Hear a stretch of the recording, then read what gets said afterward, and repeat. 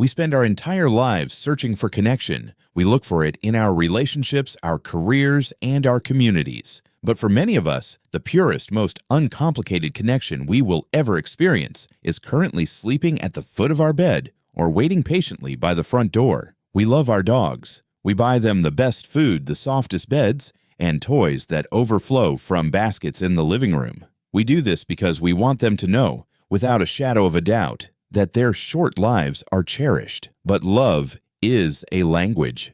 And the difficult truth is that human beings and dogs do not inherently speak the same one. We express our affection through human concepts, through gifts, through verbal praise, and through tight physical embraces. Your dog, however, is a creature shaped by thousands of years of different instincts. They do not understand the price tag on a toy. They do not understand the concept of a human hug. They understand presence. They understand safety. They understand biology. If we truly want to love our dogs, we have to learn to translate our affection into the language their nervous systems were built to understand. Today, we are going to explore 5 profound, scientifically backed acts of love your dog is quietly hoping to receive from you. These are not grand, expensive gestures. They are small, daily choices. But to your dog, they mean absolutely everything. Action 1. The morning anchor, greeting them before the world.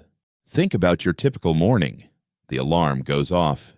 You reach over, silence it, and immediately open your phone. You check your messages, read the news, and begin mentally preparing for the stresses of the day. You might quickly pat your dog on the head as you rush to the kitchen to start the coffee machine. To us, this is just a normal morning routine. To your dog, it is a missed connection that sets the tone for their entire day. Dogs are pack animals, and that is not just a cute metaphor. It is a biological truth that has been baked into their DNA over 15,000 years of coevolution with humans. Their brains are fundamentally wired to orient themselves around a social anchor. In the wild, that anchor was the pack leader. In your living room, that anchor is you. While you were asleep, your dog's entire world was essentially paused. They wait for you to wake up because you are the main event of their existence. When you wake up and immediately reach for a screen instead of reaching for them, you are sending a signal that lands deep within their nervous system.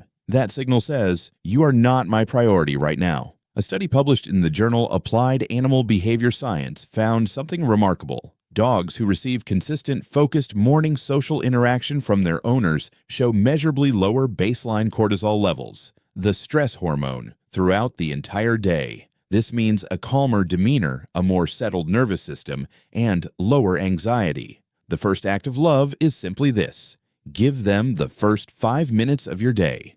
Before the coffee, before the emails, before the chaos of the world rushes in, wake up, find their eyes, say their name with genuine warmth, and let them greet you the way they want to.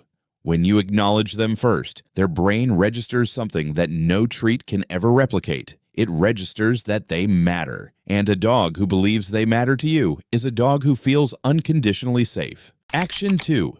The gift of time, letting them read the world. We live in a fast-paced world. We are always running late, always rushing to the next appointment. Because of this, we often treat walking our dogs as a chore on a checklist. We want to get outside, get their heart rate up, walk a mile or two, and get back inside. When they stop to sniff a patch of grass for the 4th time in a single block, we tug on the leash and say, "Come on, let's keep moving." Every time you do that, you are pulling a book right out of your dog's hands on the most interesting page. Humans are visual creatures. We process the beauty of the world through our eyes, but dogs process reality through their noses. A human being has about 6 million olfactory receptors. A dog's nose contains up to 300 million. The part of their brain devoted to analyzing smells is proportionally 40 times larger than ours. When your dog stops to deeply smell a fire hydrant or a tree, they are not wasting time. They are reading the environment. They are gathering an entire story about which animals have been there, how long ago they passed by, whether they were stressed, and whether they were healthy. Every scent is a paragraph. Your neighborhood is a novel your dog has been trying to finish for years. Studies published in behavioral journals show that dogs who are allowed to sniff freely on walks exhibit measurably lower stress hormones and display fewer anxiety-related behaviors when they return home. Sniffing is cognitively essential. It is how they make sense of their surroundings. In fact, researchers found that dogs given the opportunity for extended sniffing sessions showed significantly higher levels of optimism in cognitive bias tests. The mental work of processing smells tires a dog out more thoroughly than a fast-paced jog. The second act of love is giving them back their primary sense. Build a sniff break into your walks. Stop pulling. Let them lead the way. Give them 5, 10, or 20 minutes of pure, uninterrupted exploration. When you stand there patiently and let them read the world, you are telling them that their needs and the way they experience reality are important to you. That kind of respect builds a bond that cannot be broken. Act 3. Meeting them on their level, the magic of presence.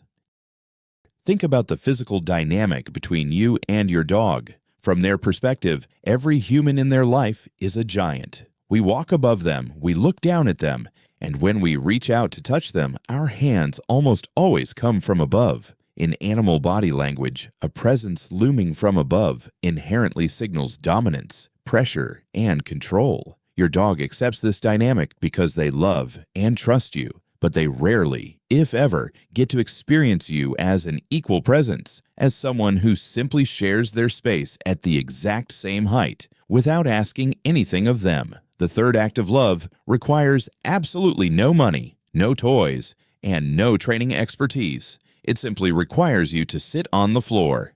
Try this. When the house is quiet, step away from the couch, leave your phone behind, and just lower yourself to the ground. Do not call their name. Do not hold out a treat. Just sit there and exist in their world. At first, your dog will notice the change in the room's energy. They might look at you differently. And then, if you remain still and calm, you will see them slowly drift toward you.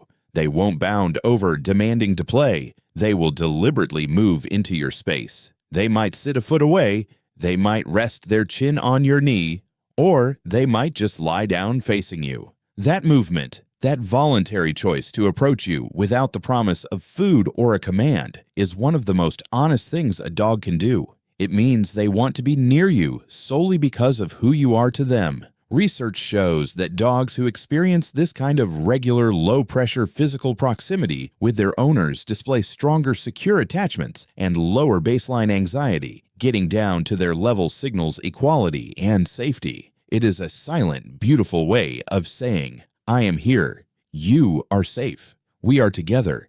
Action 4. The ancient language of touch, maternal comfort.